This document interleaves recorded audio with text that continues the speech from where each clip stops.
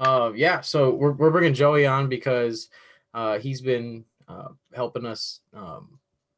He's been sending out some rankings and some different things, and we've been using his stuff as kind of some guidelines for different things. So we're gonna have him talk about that a little bit here. So why don't you tell us how did you get into betting? Because I didn't see that coming really. Um, well, I guess when I first started betting, just hit a couple parlays and thought it was fun, so I kept doing it. And eventually, you figure out that it's not a smart way to bet, and maybe there's a smarter way to do it. So you look into trying to Yeah, just do it so a little bit, shoot for the high odds, right? You only a little bet bit more NFL right now, logically. really? You only bet NFL? Yes, that So is the only thing you I take a lot. You bet take on. a while off then. Yep. Okay. Uh, is there you got a favorite team that you uncontrollably just bet on just because? No, no bias. No bias ever. No I bias. always There's always just weird teams that like even year to year, like they could have a totally different team, and there's some people that just bet on them. You're all over the Dolphins this year. That's kind of your team right now. So what made you start getting into the rankings? How does your whole thing work? What's your algorithm? How'd you come up with it? Well, the rankings are built off the implied win totals I have for the season. So I mean, the rankings are just the win totals I have for the season divided by the average. Um, so I started making the rankings to try and create spreads for the games. Now I don't really use it that way. I just use the rankings kind of to visualize which teams are better um, as a starting point, but I don't really use it for betting necessarily anymore.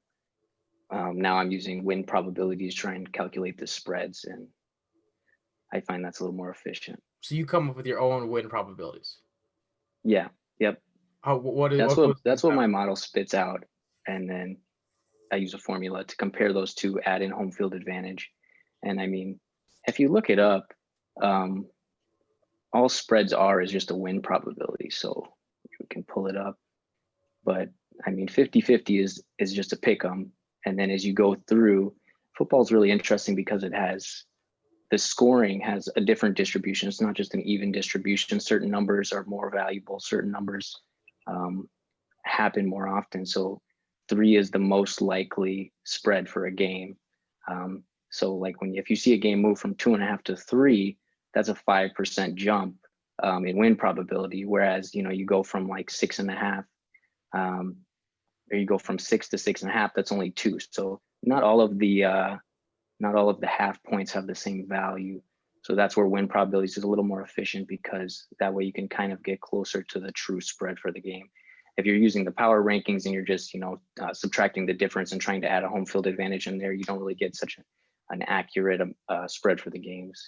If So that is makes that sense. how basically how all spreads are made? Is it just go off of like what a certain casino, a certain sports book is thinks that this team has a 65% probability, so then that spits out X amount of whatever points that is.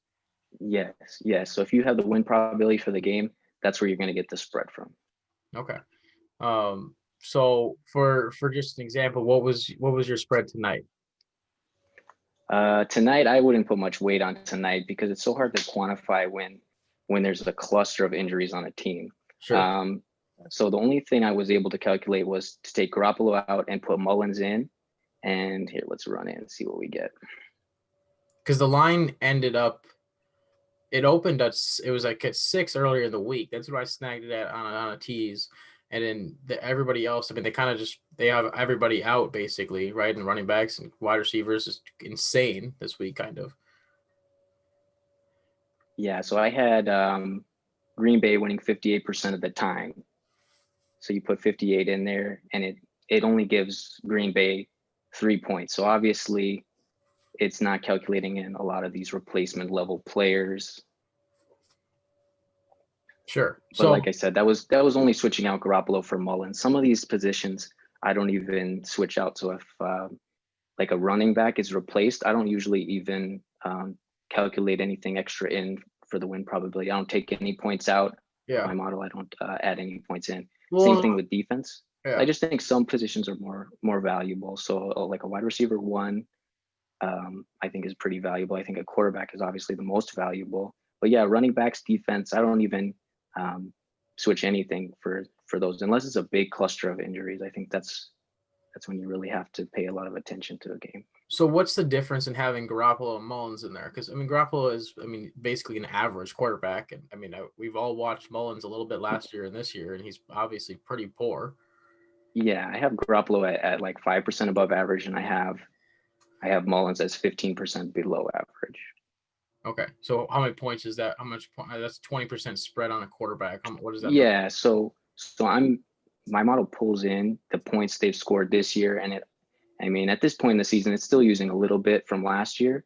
So Sure. it's using the points. My process is I take out what I conceive to be luck. So turnovers, things like that, injuries. It's taking those things out, but the point values that I still have in after that's subtracted, and then you would just take the 20% value that Garoppolo brings, and you take that away from the team. Sure. Okay. So I wanted to bring up one quick thing here since we are doing just an NFL only pod tonight. Did you see what happened to what came down in Las Vegas right before, like an hour? Maybe, it's almost 10 o'clock here. It's a few hours ago. Did you see the fine they got hit with? No. The Raiders got fined $500K. Gruden got fined $150K, and they stripped their 6th-round pick for COVID violations, basically. That's huge, right? I mean, that's setting an example for the rest of the league, I think. What were they doing? Well, I don't know. I didn't see anything about it. I didn't hear exactly what it had to do with what happened with their O-line last week. Because remember, Trent Brown, he was on the COVID list, and then they put out the rest of the line that they all were in quarantine. They basically all didn't practice together the whole week, and then they got to go play still. But they didn't delay the game. They didn't suspend it a few days or anything like that. They didn't move it. They kept it right where it was, and it's weird how they've kind of handled some of these things. They've moved some of these games to Monday. They moved the one game to a Tuesday, and I don't know. They made the Pats play that week when Cam was out, and they've moved some of the stuff around. So Gruden was pretty pissed about that. I know that there's been a few things that Gruden has gotten hit as far as warnings, different things for not wearing the mask on the sidelines, which is just so funny because I love all these guys. I mean, I got to wear a mask all day at work, and it's just become just this total world that we're living in that I don't even notice that it's on, but everybody still wants to complain about it nonstop, especially up where I live in northern Minnesota. And I think it's so funny. It started in the NBA when we were watching the bubble guys, and the coaches, every time they wanted to yell at a ref, they had to take off their mask to yell. There's nobody in this on the court, right? There's no fans out here, and for some reason, I don't think the ref that's standing like 2 feet away from them is going to hear what they're saying unless they can read their lips or something. I just think it's hilarious. Like Gruden's been the guy that's just been wearing it as a beard the whole time, and so that's obviously. I mean, and stripping the pick, that's huge. I mean, $500K. You're just like the NFL just gets to cash $500K, and it's just like, hey, don't do this again. I mean, I can't imagine what the fine's going to be next, right? I mean, if you already take a 6th. The pick surprises me though. The fine, I get it, but the pick.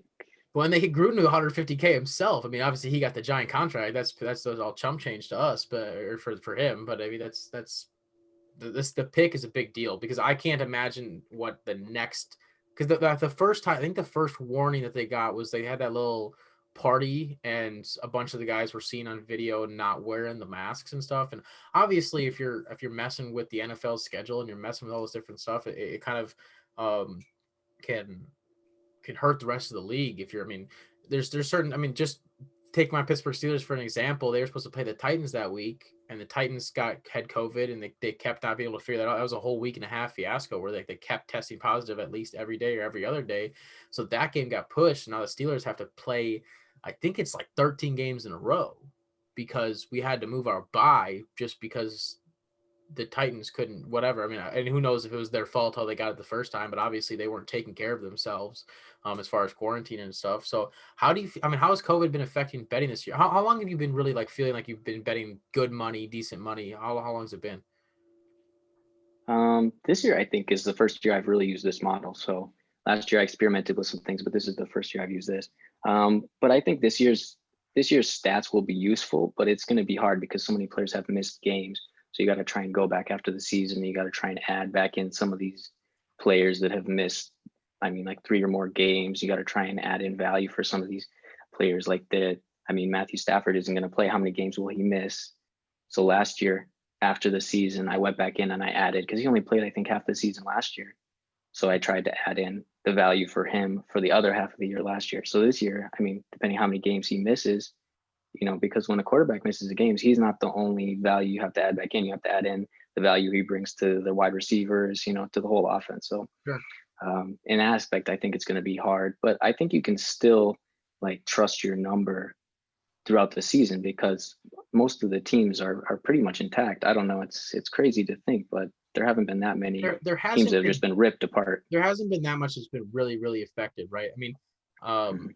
obviously, like the Niners tonight got hit with a couple COVID things, and they were already destroyed by an injury in itself. But it just made their team look that much worse when it's Richie James and Hasty and Mullins as their core skill players. I thought it would So get canceled. I, I just can't when the believe they news came out moved. yesterday, How do you not I move it thought to it would get Saturday? pushed back at least to Sunday so they could retest some of those players. I Well, don't and know. even you could even move it to Saturday and still get the prime time, right? I mean, because that's definitely the main reason they let that run, right? You got Aaron Rodgers, and we got the Packers. Packers are up 31-3 now, and so I mean, everybody's probably I mean, the rating probably isn't that good. It's probably tuning out a decent amount, but it's a lot better than if this game was slated at noon or something. There's nobody really watching it except these two markets. So, and if you're in San Francisco, you probably don't want to watch the game anyways. But how has COVID affected? Obviously, home field is a big thing in football, and how has that affected? Because I mean, it's generally kind of like a 2.5 to like maybe a 4-point spread normally, depending on where you are, right? Like a Seattle or a Kansas Mhm. City. Some of these teams have a much bigger home field advantage just because the noise has been just historically great. How has COVID hurt that?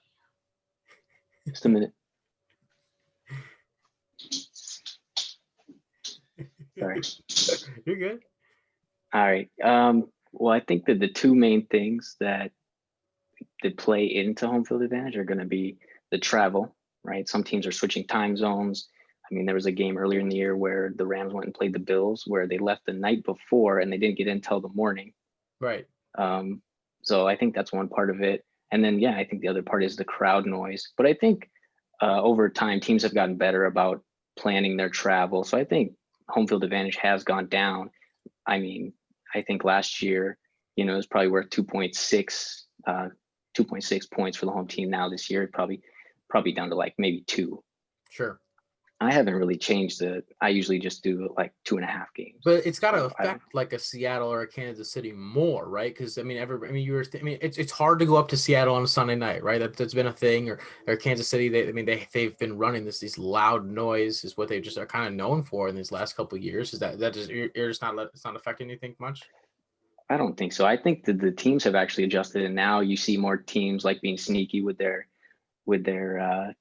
like false start calls and things like that. They're trying to draw the other team off sides and be sneaky in other ways. So I think that the no noise, they've adjusted to that even in their own sense. So. Well, they're pumping some stuff in, but I mean, yeah, I've just wondered. It doesn't really see. It's so weird watching highlight videos that like the NFL releases or other that these companies release that whoever it's got access actually down the field that's taking video. A lot of the stuff's like from NFL films that I've seen that like are highlight packages and whatnot. And they're like standing on the field and it pans over. And like when you're watching the highlights, right? You watch a highlight on ESPN or wherever, you don't Mhm. really know, right? You don't really see the crowd on a football field. You can't notice, and then all of a sudden you see a football go flying across the screen. If you're looking at like from the ground view, and it's just like this empty stadium, and it's like this is insane. I mean, I don't really feel like it's affected the players that much, and obviously at some stadiums they can still get some fans, and so it still feels like it, and the crowd pumping. But I've been kind of surprised that it doesn't. I don't really feel any different as somebody sitting on my couch. No, for baseball, I watched some of the playoffs, and it makes more of a difference with baseball because you can see Yeah. behind the stadium. It just It's looks just a like a bunch of spring cardboard training game. heads. Yeah. Yeah, it doesn't. It's not as fun to watch. But yeah, for football, it doesn't make as much of a difference for a viewer. Right. And for the players, I don't think that it makes that much of a difference either. There was like that clip of JJ Watt at the beginning of the year in like the first game when he's like, it's so quiet in here. Yeah, I mean, and I can imagine to a certain extent, especially if I mean like NRG like that, they close that top sometimes, and like that's a really big difference, right? I mean, and even Minnesota, I mean, the new stadium, US Bank is basically closed. They have these giant doors on the end that can let some noise go out of there, but uh, I would imagine that, like, I mean, back in the day when the Vikings used to play in the dome, or like how the Saints play in the dome down there, that's got to feel a little bit different. But I don't really know I mean, they pump the noise in there, so I don't really know how much it ends up mattering. All right, let's talk a couple strategies here.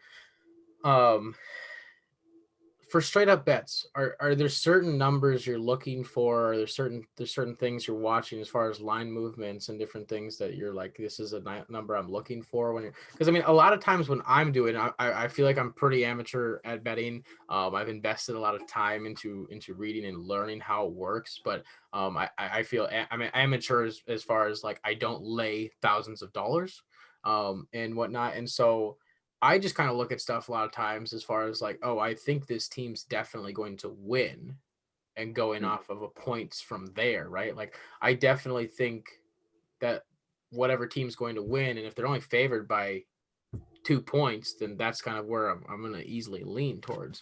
Obviously, there's a bunch of different factors and things that you're looking at the same time too. But are there certain numbers you're looking for in straight up bets that are like golden numbers that you're shooting at? Well, I think it's important, like I said earlier, to know like what the probability means, because some half points are just more valuable. So like a half point move is more valuable. Um, so obviously anything around 3. So if it moves from 3 to 3.5, that's going to be a big move. That's another 5% move. So between 2.5 to 3.5, you have 10% right there. Sure. It goes from 54% up to 64. So just to Google like the value of the point spread would be something to look at if you're just getting into it to understand. I mean, maybe there's a misconception that people think like a team's favored by 8, that's they're going to win 100% of the time. But I mean, being favored by 8 is only 80% chance of winning. So there's still 20% of the outcomes where they don't win. Well, I we've all usually laid like bets on to, 8 point spreads and they don't win sometimes. So yeah, exactly. But um, I mean, I like to bet on the underdogs. At least that's usually where my value is. Like what my model says is where the value is the underdogs. And I mean, it makes sense when you think about it, because for a favorite to cover, they have to win, and they have to win by a certain amount of points. For an underdog, they can still lose and they can still win the bet. So well, and I think that's what a lot of people are so surprised about. If you talk to people that don't gamble or even look at spreads at all, I got a lot of people that like that through work, and I've obviously accumulated a lot of peers that are in the sports world, and you talk about like what I've just been so interested in asking people like, what do you think about this spread, or like, what do you think the spread should be, and it's just so far off because now I can basically guess pretty close to what a spread's going to end up being, right? We were just talking about the Niners Packers game, and even with all the injuries and whatnot, and you were only like a half point off of what it was. And that's just because we just look at the game kind of differently as far as when you're looking at it as a spread. And so, yeah, I mean, the underdogs, obviously, you're going to find value there if you think that they have close to a 50% chance of winning, right? And so we're going to talk about a couple of the spreads as far as this upcoming week here soon. But so you said you opened up by talking about some parlays and whatnot. Do you feel like you've gone away from parlays? I mean, obviously, I mean, if anybody's listening here to a parlay is obviously when you take a bunch of bets and you stick them all together, they all got to hit. If one misses, it's gone. But obviously, this crazily increases your odds, so that's why it's fun. if I do a parlay, it's not for very much money. It's more just for fun. So yeah, I usually, at least lately, I've just been doing straight bets. I think anything more than 3 legs for a parlay is probably minus EV, and it doesn't have a positive expectation. But I mean, for a teaser, you're giving up a lot of your odds, so you have to cover more. But usually, you can equal it out with the points. So if you know how to calculate it, I think you can be profitable with teasers. But then again, I mean, for most of them, you have to win at least like 70% of your legs to be profitable on those. So I think it's just easier if you're going to bet straight bets to make money. But yeah, if you just have a small amount of money you want to bet every week, it's probably more fun to bet parlays. So do you? I mean, so are you leaning towards more doing straight up bets now? Is that where you're finding value as far as yourself actually being profitable?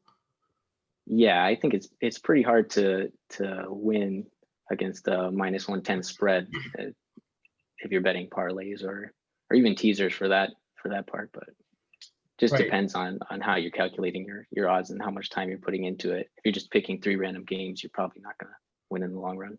Well, and that's another thing. I mean, there's obviously so many different factors as far as like picking a spread, picking different parts of a bet apart. But how much juice are you laying, right? Or are they even odds? Is it minus 105, 110, 115? And that, I mean, a lot of that stuff is for somebody that doesn't really know a lot about betting, it's just based kind of on what the market has currently been doing. So it's pushing one of the numbers in that direction, right?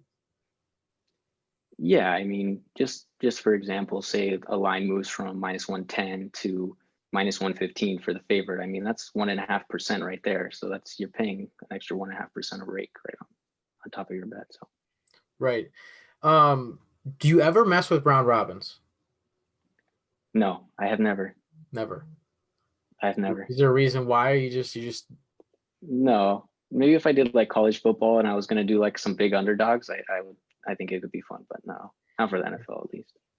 yeah, I haven't messed around. I've messed with kind of some manual ones with pretty like just by like, okay, I think these four teams are gonna win, right? But then just spreading it all out. But um yeah, I haven't gotten in depth, but I think it'd be something interesting to try out just when you feel if there's like last week I had a value on a lot of games, right? It was me and you were talking like I had laid down on just a bunch of different games. That's probably where you would kind of start putting some round robins together if you're finding value on so many games. Um, you play the over under what? I mean, you touch on something every week, right? I've tried to. I've dabbled in trying to create something to predict the score. Nothing has been successful yet. Um, so we'll keep working at it. But for now, I mean, it seems like the spread is the easiest thing to find an edge in. I mean, it's people think it's a really efficient market because sports books usually are 50-50 on those closing lines. So if you look at all the closing lines, it's like half of the home favorites win, half of the road favorites win. They have it like pretty close to 50-50.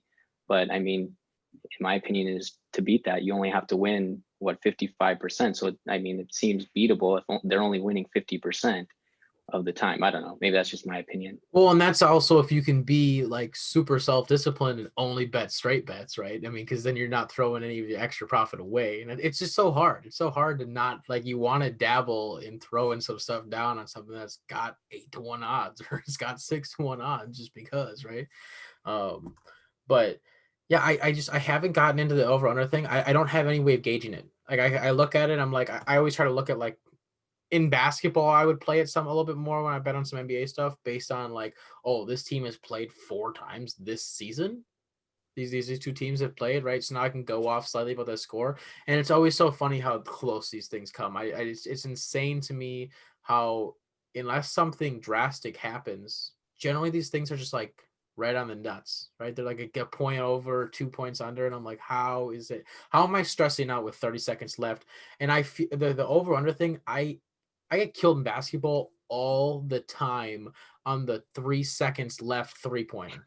And it's just it kills me. It's so much harder to lay more money. I mean, and there's backdoor covers all the time in the NFL too. But I feel like I can see it and like I know okay, this team generally still scores a bunch of points. They'll run it up at the end as far as just like go score a garbage touchdown. In the NBA, it's just like, oh well, if that guy would have made the free throw 5 seconds ago, they might have just slowly dribbled it up, but they got it rebounded out to half courts. Now they're just gonna pop a three and they drain it. It's like you have no idea. It's such a bad beat sometimes. So, but what's the longest parlay you've hit? How many legs? Do you know? I had 8 legs. You hit Eight eight. legs was the largest. I don't know. Maybe you could get up to 10 and still have a chance, but I don't know. Anything above that, you're just incredibly lucky, I think. Yeah. Even 8 is just insane. That's I hit a 7 team last year, and that was the largest one that I had hit.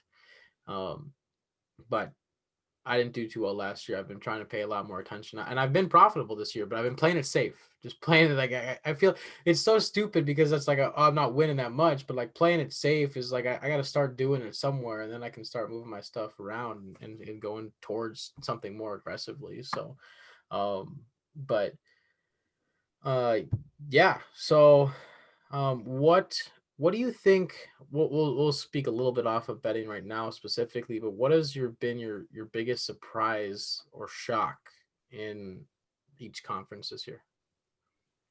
Let's go through and let's look at them.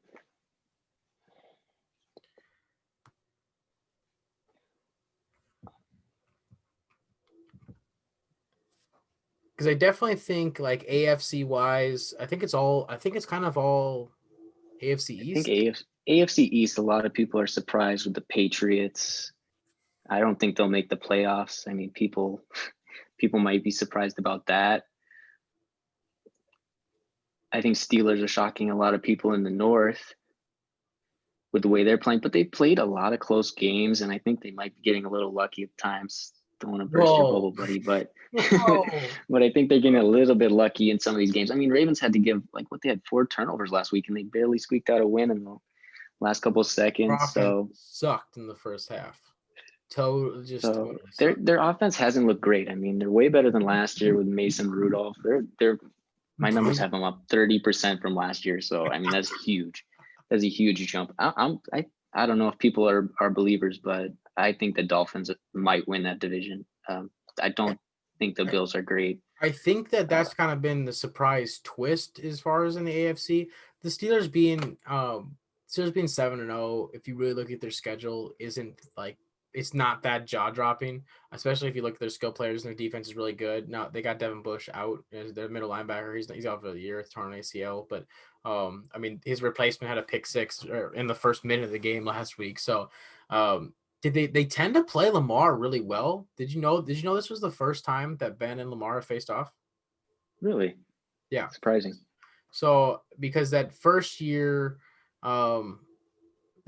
that Lamar was that he barely got in, I don't know what the reason was, but last year obviously Ben was hurt for both games. So but I don't think nobody remembers this. That's what I kept telling everybody. We took the Ravens to overtime last year with not without having Ben. So and they just kind of tend to disguise stuff to fool Lamar a little bit. So, but as far as them being 7-0, I don't think it's that shocking to me. Their odds for 16-0 are only 10-1. That's not that good. I don't feel like on value. They're not going 16-0. So, I mean, the Ravens they're only really big. Their next 3 games should be shoe in. Like we should be 10-0, and just that I really. I mean, they play the Cowboys this week, and they got Cooper Rush and Garrett Gilmore. They haven't even decided who's playing quarterback yet. So, but Well, let's look at the strength of their schedule. I have them with the easiest schedule the rest of the season. yeah. So I mean, they what could. what's tough? Just the Ravens? They play the Bills? See, I don't think the Bills are great. I'm going to be honest. I don't But think I the mean, Bills I'm are talking that about above great. average, right? They're above average, but I wouldn't say they're great. Their schedule really looks like a cupcake the rest of the way. Yeah, I mean, I don't think they have anything except the Ravens. I know you bet them for Super Bowl. I Are you did. right? I didn't. I should have laid more. I was so bad. So everybody listen to the podcast right now. Me and my wife decided to go on a spontaneous Vegas trip last weekend, and while I was in there, I decided to blow a few $100s on just slots and just dumb shit, and I could have just thrown the full 300 on from that I did on that right on the Steelers Super Bowl because I got them at 875. So I was talking about earlier the week on last week's pod. I was actually looking and I was like, wow, 750 plus 750 looks pretty dang nice. And I mean, you're talking about I'm seeing it plus 800. I was like, are you serious? Like plus 800. I mean, they're 7-0. I don't think they've played nearly to their peak. I think Ben's still warming up to some stuff, and their defense has just been super solid. It's just that they're going to keep them in the games. And that's, I mean, if you have an NFL team, it's the difference between like the Steelers and the Seahawks, right? Because the Seahawks score a bunch of points. They have a good quarterback that's primed to win MVP at the moment, and they're not probably Super Bowl bound and definitely not able to defend in a Super Bowl as far as it goes right now, just because of their defense. They're literally giving up historic numbers in pass defense, and the Steelers are centered around their defense, have a Hall of Fame quarterback towards the tail end of his career, and just have skill players everywhere. So, but I don't really feel like that's so much of a surprise. I would say the Dolphins. I'm all over the Dolphins. You put me on them a little bit earlier. You had told me you liked them a lot against the Niners, and I had heard that a couple other places. I won some money on that, and then we both won money on. You put money on Dolphins last week, right? I had Dolphins to make the playoffs a few weeks ago before they took out Fitz, but yeah, the last few Did weeks that have been upset nice. you? Yeah, I mean, he's only an average quarterback, but Yeah. the thing is with young quarterbacks, they're more prone to turnovers. So I mean, it puts a lot more variance on the team, where an experienced quarterback like Aaron Rodgers isn't going to give up as many turnovers. So the one correlation you can find for predicting turnovers is going to be age.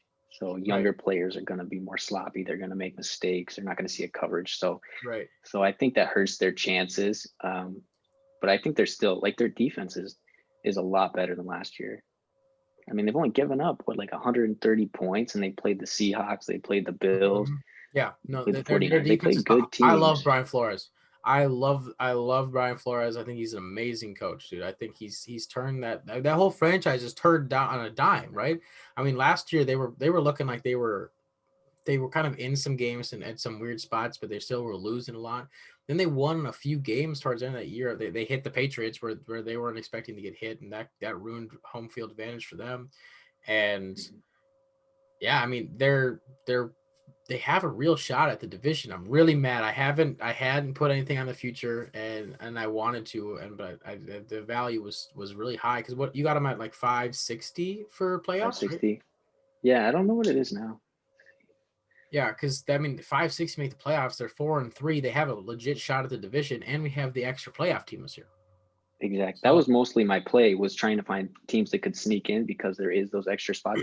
But isn't there? So that's the thing about the Steelers, is that since they beat the Ravens now, I yep. mean, they have a legitimate chance of getting the number one seed. Well, and remember that matters so much more this year, right? Because that's the Exactly. only team that gets a bye.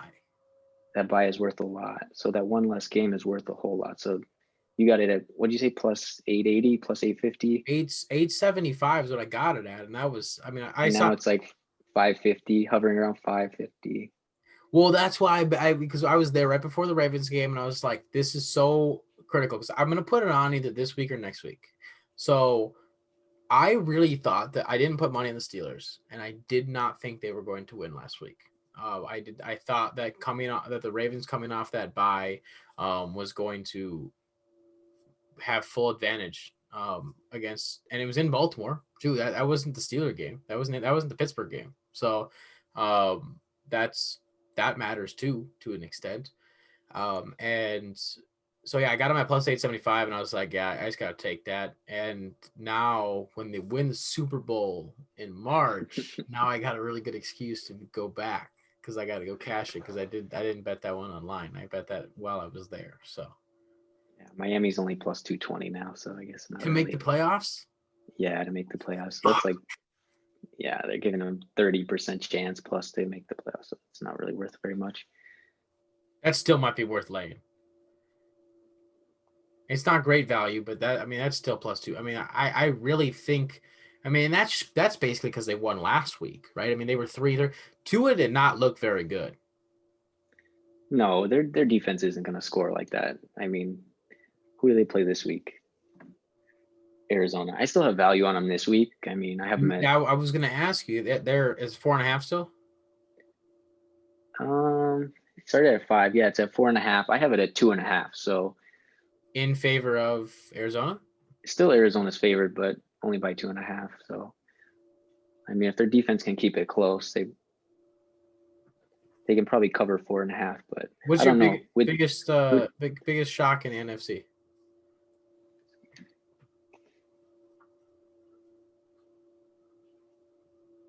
In the whole conference. Yeah, I don't know if it's shocking for me, but the Saints, I think, are a pretty bad team this year. Like maybe just the average team. I think that's shocked a lot of people. I mean, obviously the Cowboys have to be, I guess, for NFC. Cowboys have to be the. Well, and they were looking like they were going to spiral, and their franchise might have lucked out by having Dak break his leg, and now they just get to worry about that contract a different day, and there's no expectations because he was looking. I mean, they were losing games, and he was looking really really good, and yeah, that would have been really interesting. So Yeah, their offensive line. I mean, it was so injured at the beginning of the year. Like, I'm not surprised he can't run the ball. I'm not surprised that Dak got hurt trying to escape a rush. I mean, it's. I think I'm most shocked and disappointed in myself around the NFC. It's because I live in Minnesota, and every single person I talked to in that the Vikings win total, I think, ended up at 7.5 before the season started.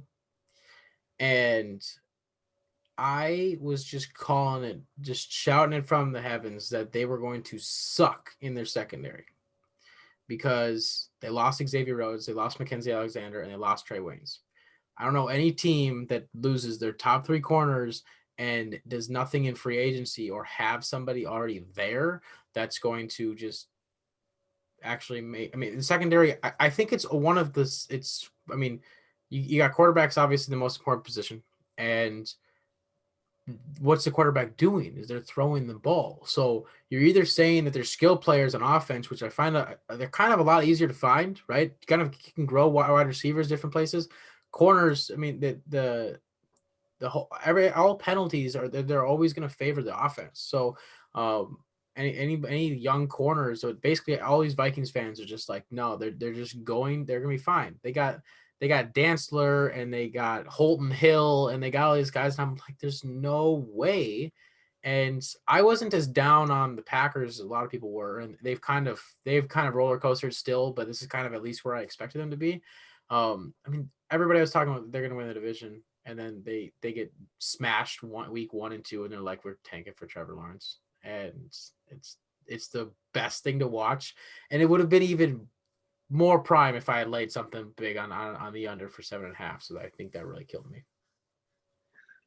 Yeah, Minnesota's definitely regressing this year. And I had last year I had Green Bay as the luckiest team, so I thought they might regress too. But I mean, Aaron Rodgers' performance is up like 25% from last year, so he's carrying that team. So I mean, it'll be interesting to see if he regresses through the year with only, I mean, one legitimate receiver. If I mean, they get to the end of the year and teams have them figured out, and I mean, they're just doubling Adams all the time, and they can't run the ball, and I mean, they just get beat in the first round. I mean, it'll be interesting to see.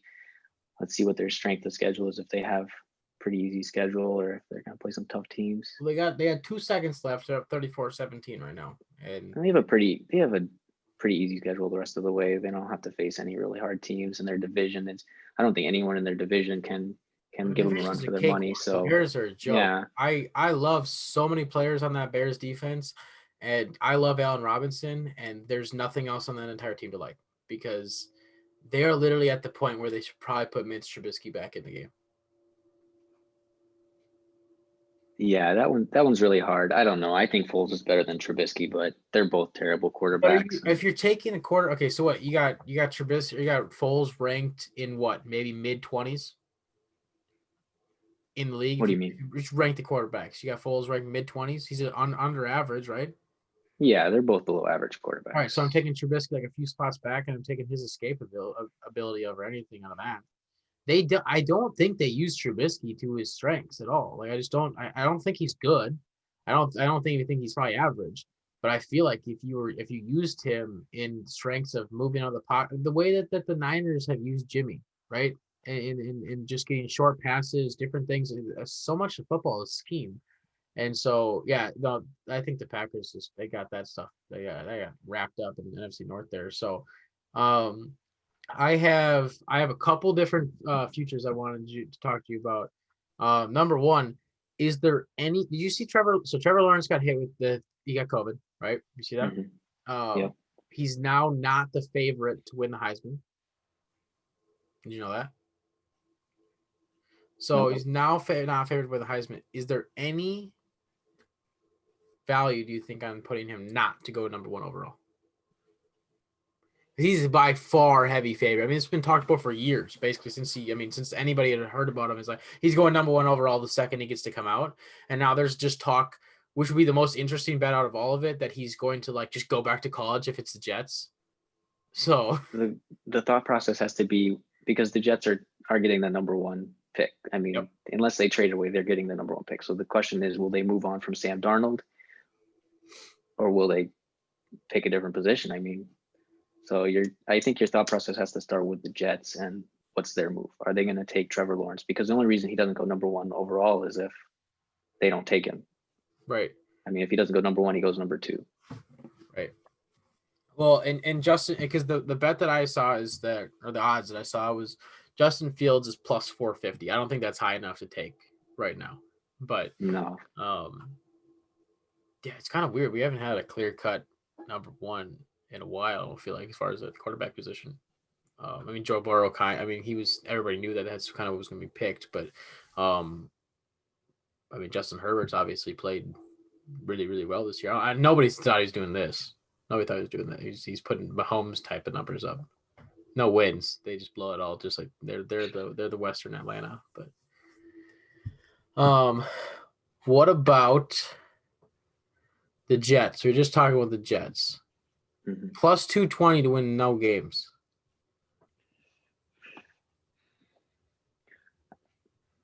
I mean, I only have them implied for 1.5 wins this year. So, and okay, how about this? And plus 195 to win 1. So you lay them both. And if they win 1 game or less, you're winning. The problem is that NFL teams are always closer to average than people think. So, I mean, they're going to come up against a team and they're going to play better. They're going to play above average, and the other team's going to play below average. I mean, they're going to face the Giants one of these games or something, and the Giants are just going to like throw a pick 6 on the first play, and they're going to have momentum and just take the game. So you think it's better to lay on 1 and 2? I mean, can you bet against you can bet that they'll have, I think you can make the bet that there's no teams that go 0-16. Do you see the odds on that? I don't see odds on that one. I have seen that. I mean, there is just will the Jets go 0-16 is literally on my screen right now, and it's plus 220 to yes, and minus 340 to no. But I mean, so if you bet to the Jets, because it was weird. I hadn't seen this type of a bet in a while, and I always use Bovada, but it's just 0, 1, 2, 3, 4, 5, 6, 7, 8, obviously, because they can technically win 8 games, but but 2 games is plus 260. I was just trying to find a way that you could lay it on 2 out of the 0, 1, 2, and you profit. I mean, I think if you take the 1 and the 2, let's see, what did you say 1 and 2 was? Plus 195 for 1, plus 260 for 2. So if it take both of those, and you can, if it hits 1, you're cracking even. Yeah, I don't know. I think your best number is probably 2. They probably squeak out a couple wins. Maybe they face a team. Who do they face week 16? They face a team that doesn't start their starting quarterback or something, and they squeeze out like a free win at the end of the year. If they played an XFL team, they might go 0-16 in their league. They are so bad. And Darnold I think there was a report that Darnold was getting checked out again this week. Like, do we have to see Joe Flacco play again? So in my rankings, they're the worst team. Jacksonville's the second worst. They're twice as bad as Jacksonville. They're more than twice as bad. What's strength of schedule for the Jets? What's your strength of schedule yet? They have a little bit above average schedule. They have a tougher schedule than average. So an average team would say this is hard, and they got peewee players.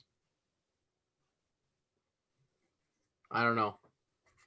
I think that I might just bet the 0, just 220, just flat out, because I see what you're saying on they might get a pick six, but they'll throw two more in the game, so I wouldn't even be worried about it. Oh man, or do we? Because here's the thing: these odds are going to go down every. Who do they play this week?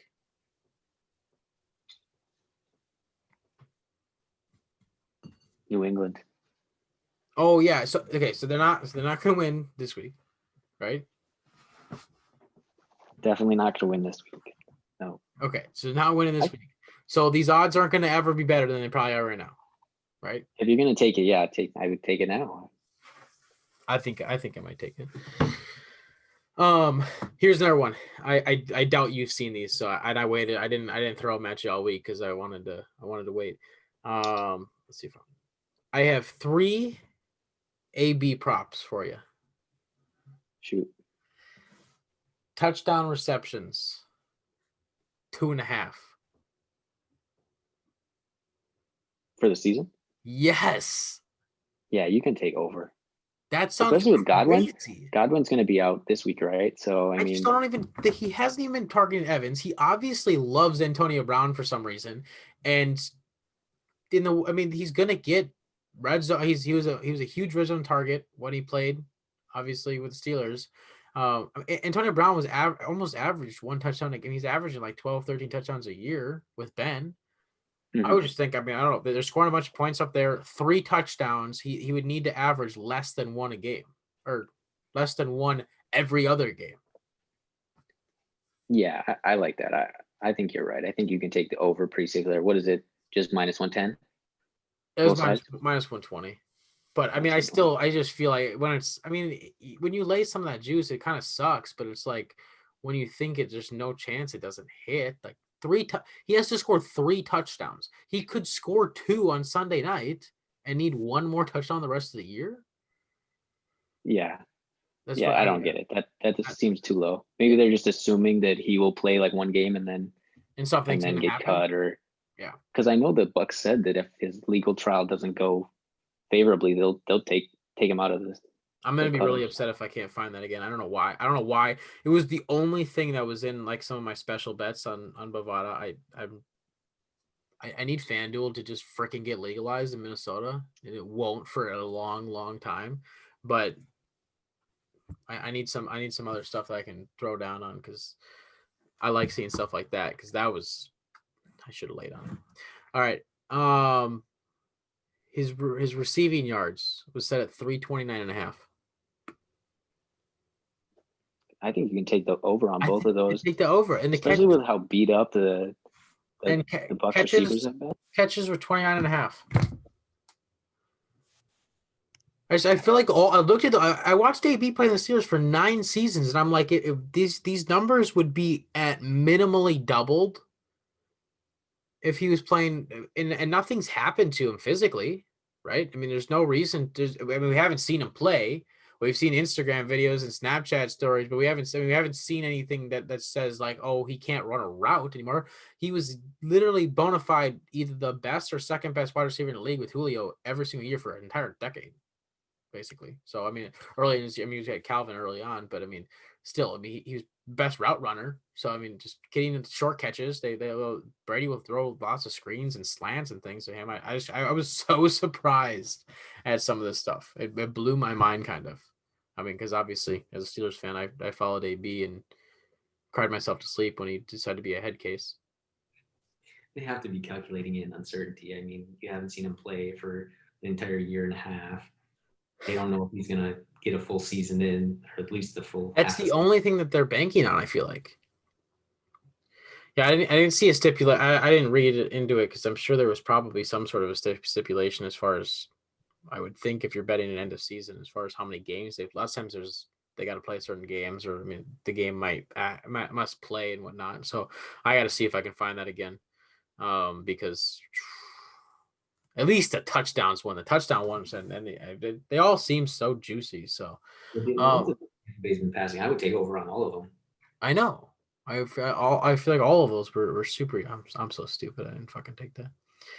All right. This week, you see the Ravens line movement? Yep. Why?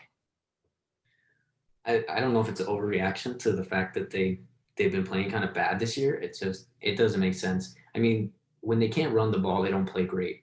So maybe people are thinking that they won't be able to run versus the Colts, so they I just feel like there is absolutely zero chance they lose to the Colts this week, especially after losing to the Steelers the way they did. And it's down to 1.5. That's just a dub. That's all they gotta do is win. yeah. I had value on it when it was at 2.5. So Yeah, I had it when I was looking at it, it was 3 when it opened up. I think it was 3 when my lines. I mean, it's already moved to a 1.5. What do we got? It's Thursday night. We still. I mean, I feel like this. I feel like this line's moving back, isn't it? yeah, I'm sure it'll close closer to 3. It'll move back up. See, these are. I've been starting to pay attention. So I like to just not look at the lines like until Saturday. We've talked about this before. I hate the idea of, especially this season, somebody getting COVID on Saturday or anything happening injury wise or just something happening. This is just like, okay, my bet is just screwed now. But I don't see any. So -1. Are you looking at action right now?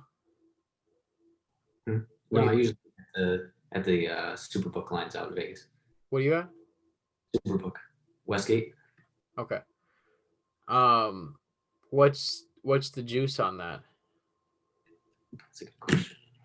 Because I am showing -120 on it, but I still feel like that's just a win. I'm putting it on it right now. I don't know why I'm waiting. Take it. Yeah, I thought 2.5 was crazy. They have -111. Yeah, Bovada doesn't usually mess around with that. So it's always on 5s. I'm putting $20 on it.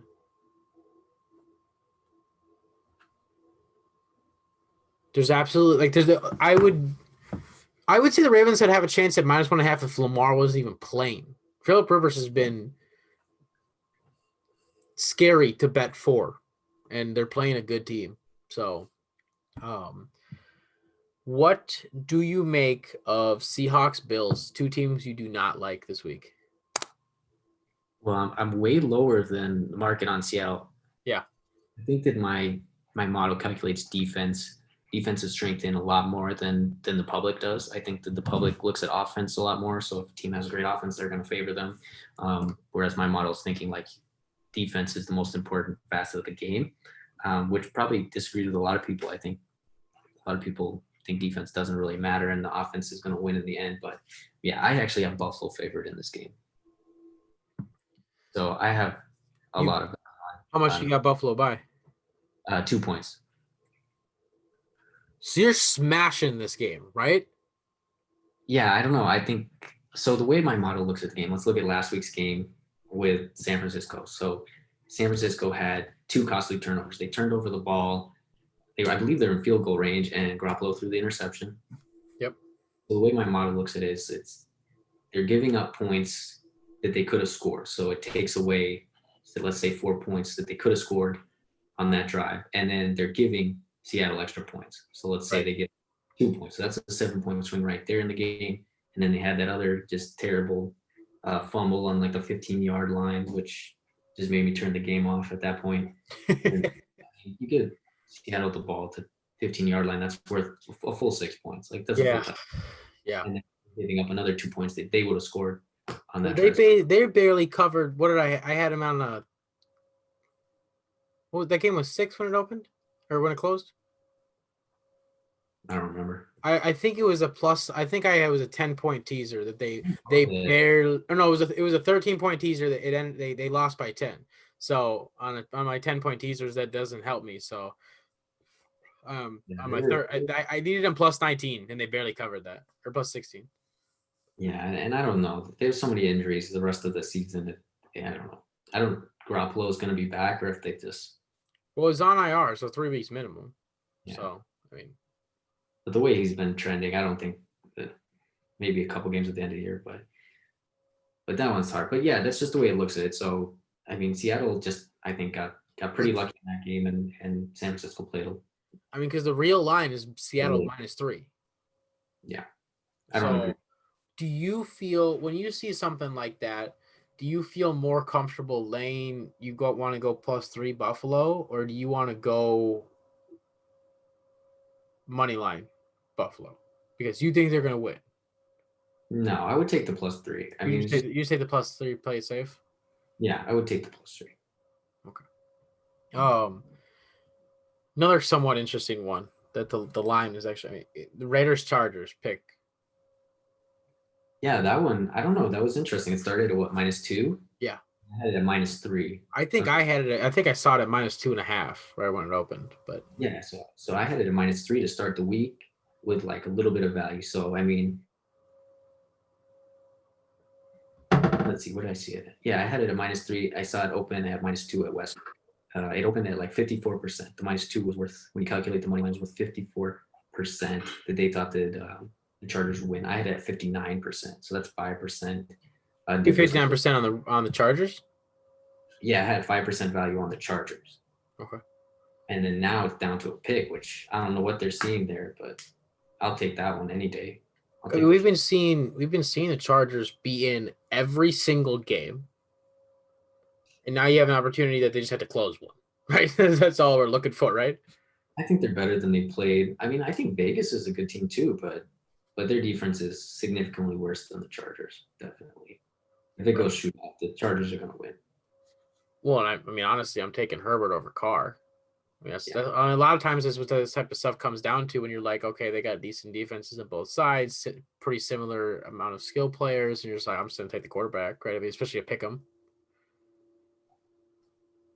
Yeah, I think the Chargers are a really good team this year. They've gotten unlucky in a lot of games. Or they just suck with the clutch time. Anthony Lynn just decides he doesn't know how to play the last 10 minutes of a football game. Chargers like to blow leads in the last quarter. Yeah, the Western Atlanta. All right, we're going to talk about my Steelers again. They're favored by 14 points right now. See, Dallas is one of those teams where I just can't put a number on it. I mean, Dallas is not who they're starting yet at quarterback. I just can't put a number on Dallas. They're so bad. I mean, no matter what quarterback you put in there, they have like no offensive line in front of them. They're going to be under constant pressure. Cooper Rush or Garrett Gilbert is playing quarterback for the Dallas Cowboys on Sunday against Steelers. Yeah, that's prime time, 3:00. I don't think there's value on -14, but because let's see, the winning percentage for a spread Steelers 92%. They find trap games, dude. They will, if there's a trap game to find, they will find it somehow. Now I don't know what prime time, because Ben always plays well in prime time. I mean, it's a late afternoon game, so I don't know what prime time, but it's usually a noon game where we travel west and we played a Raiders team like 5 years ago, or you play a Dolphins team a few years ago, and there's no reason to lose those games, and they just don't have control of it at all. I would be absolutely amazed that even if our offense didn't even step on the field one time if we lost this game. Like I literally feel like defensive special teams touchdown for Steelers is a good bet this week, because I mean, Cooper Rush. I want to see some Cooper Rush against TJ Watt and Bud Dupree. That would be brilliant. So 14 points. I mean, that's one of my famous 10 point, 13 point teases all day. So yeah, I like that. If you tease it down. Would you tease it down to 8? Yeah, I would take 8. Yeah. They can cover 2 scores. I sure hope so. Oh my gosh. Because after last week I had 3 strokes, and I don't think I can take any more of that. So I really thought there was gonna be a flag in that last play against Micah. But anyways, Bucks are favored by 4.5 over New Orleans. I had the game at -7 for the Bucks. So ooh. You were kind of mentioning you were a little bit down on the Saints, and I think that the public doesn't. The public that doesn't bet, the public doesn't really understand that the Saints aren't that good this year. They literally are throwing 4-yard passes to Alvin Kamara, like 50% of their entire offense. Yeah, I mean, they almost lost to the Bears. They just. Yeah, that should be the statement right there. They almost lost to the. And I had the Bears on a long shot money line parlay too, and man, that pissed me off. Foles can't get him down to make a freaking field goal. So, but why? So 7. So AB's coming out party. We're gonna knock down 3. We're knocking down 3 touchdowns and tie it together with the Bucks to win by 5. So are you hitting 5 then? You're hitting 4.5. You're gonna hit that Bucks line. Yeah. Unless it moves a lot. I mean, unless it gets When are you going down? Because I forgot to say this. Joey drives to Vegas every single week, and that sounds like literally my dream to be able to just drive down to Vegas once a week and lay this stuff in person. So, but when are you heading down there this week? I'll go out on Saturday, and so I don't know. Usually the lines move the most Sunday morning, so Right. the lines will move the most. Usually on Saturday the lines haven't moved that much. I would take it at 5, but anything above that, I don't think I would touch it.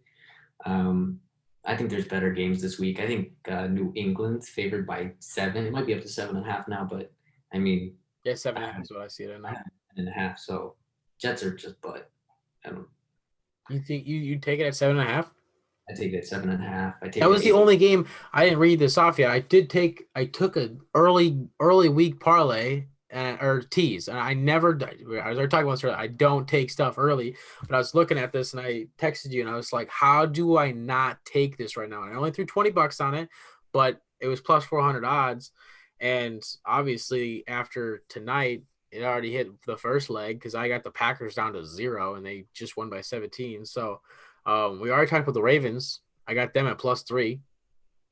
Obviously, that one I could have waited on because now that one's already down. But Chiefs, I have down to minus 4.5 on the Panthers. Kind of worries me in a sense that could be weird, but I don't think there's any reason that they should lose by. They shouldn't win by 4.5, right? No, I don't think they can keep up with Kansas City. Kansas City's going to put up 30, and I don't think Carolina I feel like for whatever reason, and maybe I haven't dove into it enough, but like this eye test, I don't feel like Kansas City's last week was the Jets, right? So either take out the Jets or just take out last week's game, and I don't feel like just the consistent explosiveness has been there for me to be like, oh yeah, they're just gonna put everybody away and they're gonna stay up 10 points the whole game. Because I mean we talk about backdoor covers, right? I mean the Chiefs could be up 11 points and the Panthers go score a touchdown with whatever, a couple minutes left, and I lose. Yeah, I think teams are starting to figure out Kansas City and how they can play them to slow them down. But I mean, they're still top 3 team this year, and they're still going to be most likely the number 1 seed, and they're still going to probably be in the Super Bowl. All right, and then I took Texans minus. I had Texans down to -1 because I don't even know how to pronounce Jake. I'm guessing Luton is starting for the Jacksonville Jaguars this week. And I will take anybody -1 against a guy that's never started a game before. Yeah. So yeah, young quarterbacks, a lot of variance there. And Jacksonville's just a bad team in general. Their defense has been beat up, and right, they've been bad, and now you're putting a guy that's never played a game before at all. So, and then I took the Pats -1 also. So 20 for 80 sounds good to me. Right? I mean, that sounds like money. So that's why I took that one early on. But you seen anything else this week that you like? let's see, what do I got? I like Denver. I think Denver is. Is that like 4 against Atlanta, right? Yeah, I think Denver is the next Miami. You know, they've been written off because they have a lot of injuries, but I think they have good weapons on offense. They played close games. I mean, if you just look at the games they played, I mean, they played a close game versus Tennessee. They played a game versus Pittsburgh where they were in it till the end. Then Locke got hurt, and I think everyone just wrote them off like, season's over. They lost a couple games to start, but I mean, they came back last week against the Chargers. Their offense showed some life. I think they're a good team. Is that game in Denver? No, it's in Atlanta. It's in the Dome. Okay. Yeah, I have them. What do you think about Drew Lock? I don't know. It's hard to tell. He turns the ball over too much, but I think he's aggressive, which is a good thing for a young quarterback. I don't think he's turning the ball over because he's stupid. I think he's turning the ball over because he's aggressive sometimes. Too aggressive, probably in most spots. I think he tends to force stuff. But I mean, the weird thing was the one thing that I had as far as a comparison on this is when the Steelers Bud Dupree knocked him out pretty early in that game. It was like late first quarter. Mhm. And God, I can't even remember the guy's name. Who came in? He started the next couple weeks. I don't remember the guy's name. He sucked. And there wasn't that much difference.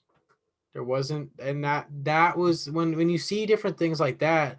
The only thing that I could think of as far as Pittsburgh's mindset was that, gosh, I'm just gonna blow my. I can't believe I don't know who that was. Is that game? I don't know. There was another guy who played in the middle though. well? Brett Rippon, Jets. What's that? Brett Rippon played against the Jets. Yeah, it was before that.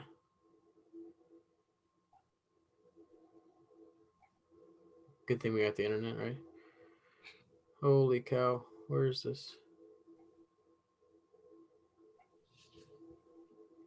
Yeah, I mean, if you just look, it was Jeff Driscoll. Yeah, because he played for Detroit last year. But I thought the difference, because he actually came on past better than Drew Lock had started that game out, and I thought that possibly it was just because we were game planning differently, right? I mean, the NFL is so much about scheme. So I mean, bringing in a backup quarterback, if they run an offense completely in a different way and they know how to run that offense that way, and everybody else on the same page, there's potential that it could actually still tilt stuff in a different direction. So you like Denver this week? Yeah, I like Denver. I think it's basically a pick in my numbers, and so I mean that's 50%. They're getting 4. If they have them at 4, around 4, I mean that's 65% for Atlanta, and I mean I just don't think Atlanta's. They're weird. They're hard to judge. Well, we got last. I said they're hard to judge, but we got last week's comeback kid against the team that blows every single lead in the last 10 years, and Atlanta's been just cursed with this stuff forever. So yeah, I think I kind of like that. I was trying to stay away because I don't have a good feel on Drew Lock. I don't know if he's a good quarterback or not. Like, he's been in the league 8 games. I mean, he's still a young quarterback. I think people forget that, and his weapons are just starting to get healthy. Well, no, Sutton doesn't help, right? I mean, he's out for the year. I really like KJ Hamler. I don't know why he's not played more, but and for some reason they signed Melvin Gordon when they just have 1,000-yard rusher in Phil Lindsay already on their team, but because Gordon just fumbles the ball, then Lindsay gets to just come in the next sequence and just run it down the field. But yeah, you got anything else for me? Because this was awesome. I love this. This was amazing. That was great to see you back on here. So we hadn't talked in so long. You see anything else this week that you like? We already touched on most of them. Miami over Arizona, there's value there. Buffalo over Seattle, Baltimore. Surprisingly, this week a lot of these lines just seem a little off to me. I don't know. It was just a part of the season where I hate when I say that shit, man. I hate when I look and I'm like, oh, I love this just off the bat. Like the Ravens. That's why I didn't do anything about it. I like the Ravens at 3, and I hop on, just checking the lines before I'm hopping on with you. I'm like, why is it 1.5? Why am I so? Why is that stupid? That's how the Packers line felt though against the Bucks a few weeks ago, right? That was like a 1 or a 2, and it was like, well, why? And that was after the Bucks had come off a loss. Just sometimes it just feels so dumb. Like even tonight was -6.5 at the when it closed. Packers, like, why would we actually think? I'm surprised the Niners scored. They scored a touchdown with like 10 seconds left, so it was really a 34-10 is what it should have ended at. But why did I think that they were even going to score 17 points? So yeah, I mean that's the same situation with Detroit and Minnesota right now. I mean Stafford's out, and I don't think the I line. just thought he was going to play. He said he's going to play. I saw a report. I'll double check it, but I saw a report saying that. All I saw was earlier he tested positive.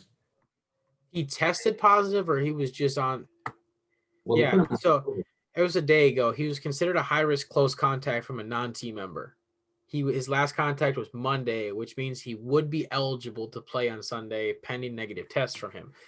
So I saw the report that I had seen was are they seriously going to have Matthew Stafford play with zero practice time? Well, Stafford's been in the league for so long. I don't think that's the end of the world that he missed 2 practices, because he can read the game plan and still watch the tape from wherever he is. But and they're playing the frickin' Vikings. So, but what's that one at? Is that like a 2? It was at 4.5, I think, earlier. Minnesota's favor because of Stafford? Well, now it's off the board. I don't even see it now, but earlier it was at 4.5. They've only gone up half a point since the news came out. I have it at 5. So I mean, if Stafford's in, I don't really see any value. But if Stafford's out, I think you could probably. You have Minnesota favored by 5? Yeah. Because you have Stafford out right now, and you're on your. No, with Stafford in, it's favored by 5. What? Yeah, I think You're Minnesota. gonna make everybody in the state cry, man. I was so happy they won last week because I got to walk into work, I got to walk everywhere, and I'm like, wow, good job. Because every single thing I've seen that I'm in group chats for fantasy and all stuff, and all these guys, they just no, we want Trevor. We want Trevor. That's all we in week 2, you guys, or week 1, you told me you're making the playoffs, and week 2, you're telling me you're trying to go 0-16. So that's what this terrible franchise and their fans have. They're an average team. I don't think they're great, but they're a better team than Detroit. I don't think all of this is. I think the Kirk Cousins part has gotten a little bit blown out. I don't think he's played well this year, but yeah, I have that game off my board too, and it's probably just waiting for Stafford. I really just don't get why Detroit isn't a better team. They have a great offense. I mean, their defense isn't very good, but I don't know. Their weapons are weird. Their weapons have always been weird. They can find one really good weapon and decide that's enough. We're never going to do anything else with that. So, I mean, they had Calvin Johnson for years and nothing until they had Marvin Jones right at the end of Calvin Johnson. And now they got Kenny Galladay, and now they're just like nothing. So, I mean, they drafted DeAndre Swift, and he's looked nice, except dropping that touchdown the first game. I'm so glad I didn't bet on them that game. I've been so mad. Yeah, that's one of those teams. Next year, after the season's over, it'll be interesting to see what the preseason win totals are. Right.